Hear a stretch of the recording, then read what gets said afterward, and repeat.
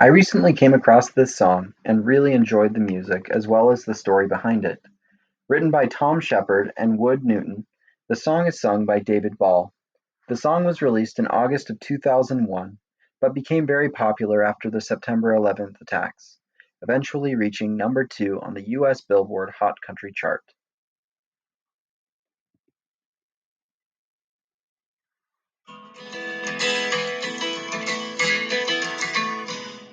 I was just out of the service, thumbing through the classifieds, when an ad that said old Chevy somehow caught my eye.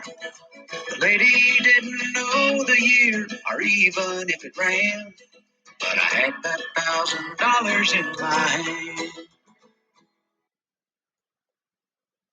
The song starts with only an acoustic guitar and a single voice. The listener is first introduced to a recently returned soldier who is looking to purchase a car. Between the patriotism of a soldier and a Chevy, the song begins with some pretty classic country genre imagery and themes. It was way back in the corner of this old ramshackle barn, with 30 years of dust and dirt on that green army tarp. And when I pulled the cover off, it took away my breath. What she called a Chevy was a '66 Corvette.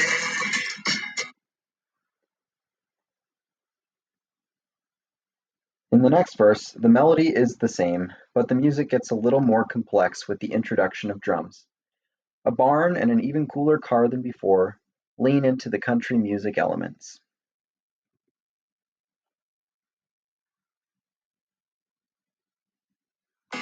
I felt a little guilty as I counted out the bills. What a thrill I got when I sat behind the wheel. I opened up the glove box and that's when I found the note. The date was 1966 and this is what he wrote. In the next section, the singer says he feels guilty. This makes him relatable to the listener. It is obvious the woman does not know the true worth of the car, but he still buys it anyway. Heck, I would do the same thing. He said my name is Private Andrew Malone. And if you're reading this, then I didn't make it home. But for every dream that shattered, another one comes true. This car was once a dream of mine, now it belongs to you. Though you may take her and make her your own, you'll always be riding with Private. In the chorus, we are introduced to the namesake of the song. Another voice joins David Ball's as there are now two people in the car, one who purchased the car and the previous owner via the note left behind. Private Andrew Malone probably served in the Vietnam War, judging by the year of the car, and knew he might not make it home. Andrew sounds like he really had a grip on the reality of his situation, and instead of feeling depressed, he saw it as a way to give his dreams to others. Having two people singing at this part shows that even though the car was purchased by a new person, it still belongs to Andrew as well. Also, having the second voice be quieter, almost in the background, implies Andrew's ghostly presence.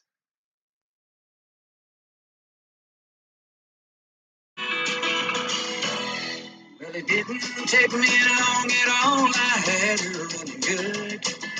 I love to hear those horses thunder underneath her hood.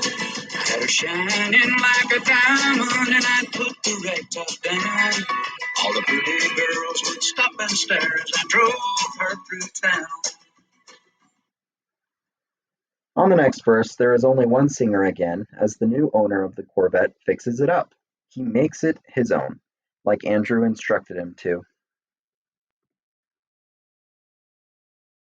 The buttons on the radio didn't seem to work quite right, but it picked up that oldie show, especially late at night. I get the feeling sometimes if I turn real quick, I'd see Soldier riding shotgun in the seat right next to me. The next bit about the radio is based on a story writer Wood Newton once heard about a man who had restored a car, but no matter what radio station it was tuned to, the car would change back to a different station. This left the owner of the car to believe it was haunted. I like how in this song, it does seem like the ghost of Andrew is affecting the radio and spending time in the passenger seat. But instead of creepy, it is heartwarming. To soldiers of different eras coming together to enjoy a car.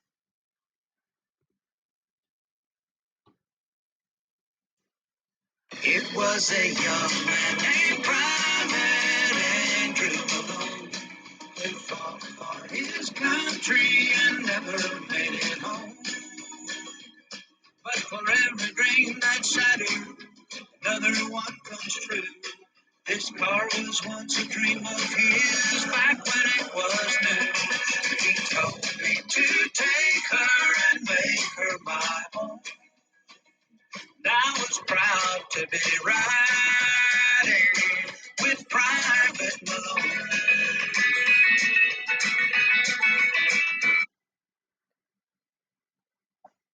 Unlike most choruses, this one changes the lyrics. It is obviously the chorus again, with more voices chiming in with either a melody or with ooze. Instead of the words of the note, it is our main character talking about what Andrew said to him in the note. The last line shows that their relationship has grown and he is proud to have his ghostly companion. One night it was raining hard, I took the curve too fast.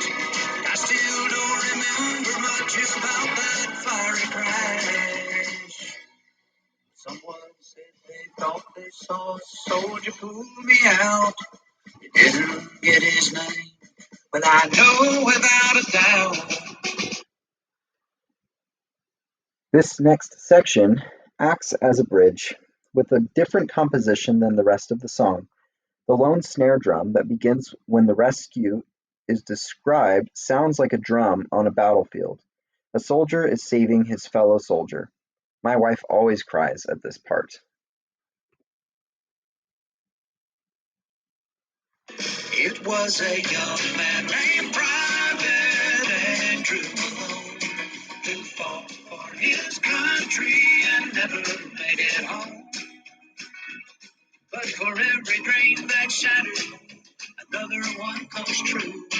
This car was once a dream of his back when it was new. And I know I wouldn't be here if he hadn't tagged along. Yeah, that night I was riding with Private Malone. Oh, thank The bridge leads into yet another variation of the chorus that discusses how grateful he is to Private Andrew Malone. After listening to this song, it is clear to see why it became so popular after 9/11. 9/11 made people feel more patriotic and grateful to first responders who lost their lives saving people after the fiery crash of the airplanes. Just like the fiery crash Andrew saved this man from, music is a good way for people to work through complex emotions, like those following the terrorist attack. The use of simple instruments, storytelling, country music imagery, and form, the duet help bring this song to life. We can all thank God that he was writing with Private Malone. God, I was riding with Private Malone.